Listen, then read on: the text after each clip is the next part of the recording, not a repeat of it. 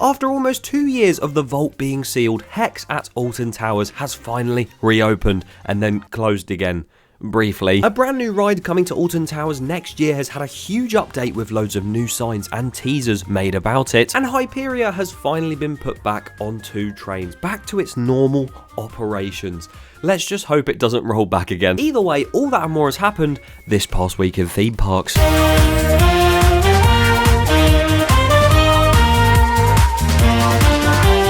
Yes, we're back again, a little bit off schedule this time because I've been very busy over the weekend at Alton Towers and getting ill again. I swear to God, this weather is awful. Please bring back summer. But despite being so late into the year, there is a lot still going on within the UK theme park industry, and I can't wait to talk about all of it. So be sure to watch till the end so you don't miss anything. Oh, and also please be sure to subscribe if you aren't already. We are so close to 90,000 subscribers now, which is insane. So if you do want to help towards that goal, it would be massively appreciated.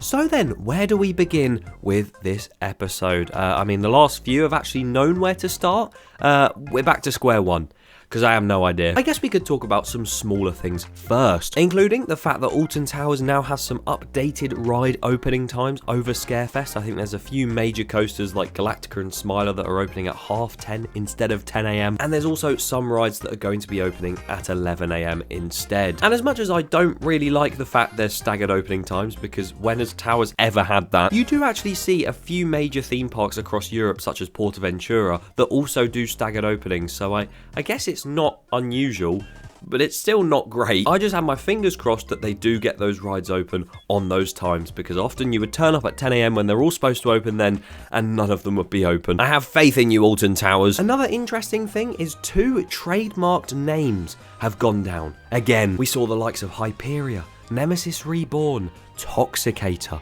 Oh, what could Toxicator be? I don't know. Well, now we've actually had some trademark names made for a park down south that's not a Merlin park, because Paultons Park have actually put in a name trademark for Paultons Park Lodges, meaning we might be getting a hotel there soon. And because we'll get a hotel, that means it's technically a resort now, and they've now trademarked for Paultons Park Resort. I remember there was an event at Paultons Park in May, and they were talking about, oh, we might not be doing a hotel anytime soon, or not sure if we'll turn into a resort.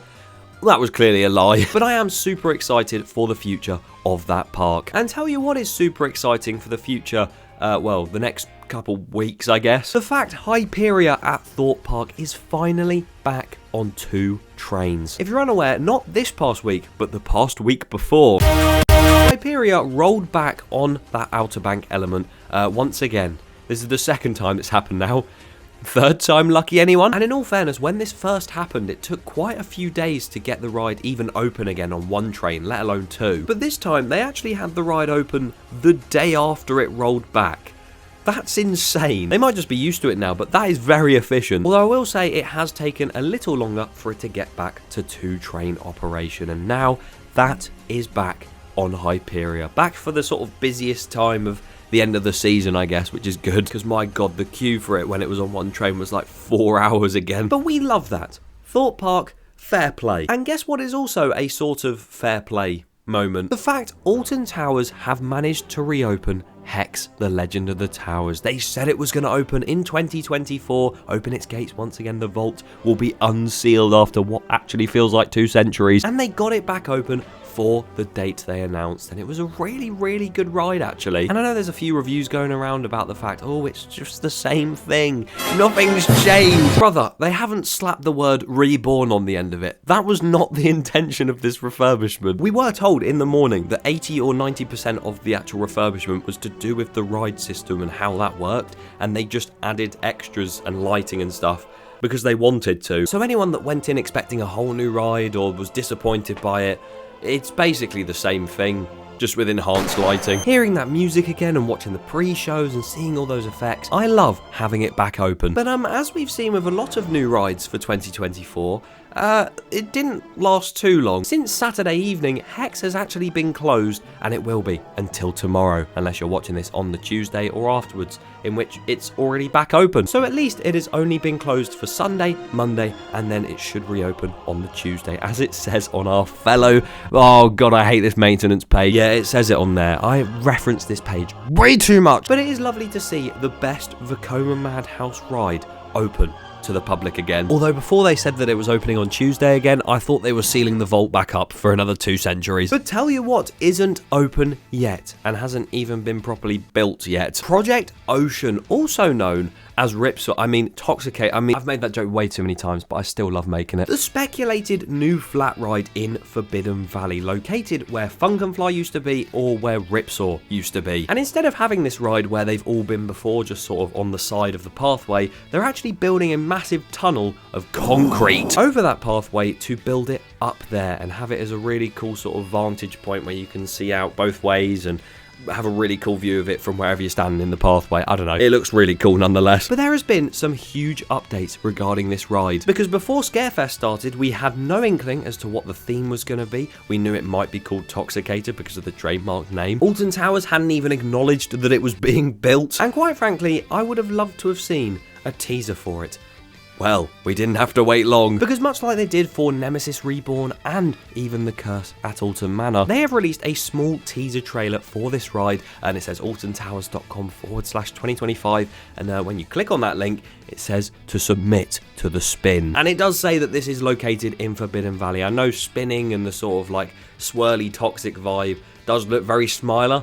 It is for Forbidden Valley, I promise. But as you can see, the teaser and the website and everything is very green and black, which we weren't really expecting for this ride. Considering the whole of Forbidden Valley is now just black and red land, I think we expected to see that or some sort of like hazard strip colour scheme. But we've got green and black instead, a toxic vibe, one could say. And there's a few people commenting on the fact that, oh, it won't fit into Forbidden Valley, but you know what? Green and black is a very cool colour scheme, especially if it is a lime green, a toxic green, which I think it will be, and I think that is going to look awesome. But as much as that teaser is pretty cool, they've actually put it around the construction site on different posters saying to submit to the spin, and there's a new ride coming in 2025 all around, and there was even a projector going off in the evenings of showing this weird like triangular logo looking thing. I'll try and recreate it on screen right now.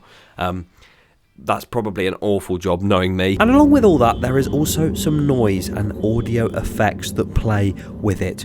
Let's listen to it a little bit.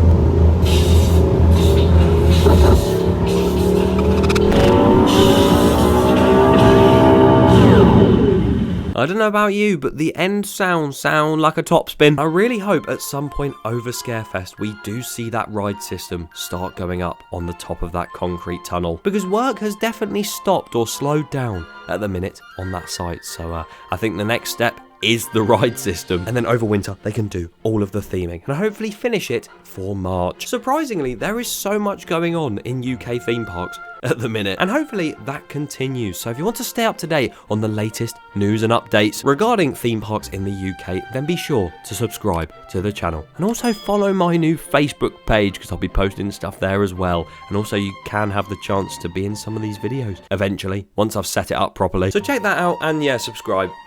Toxicator.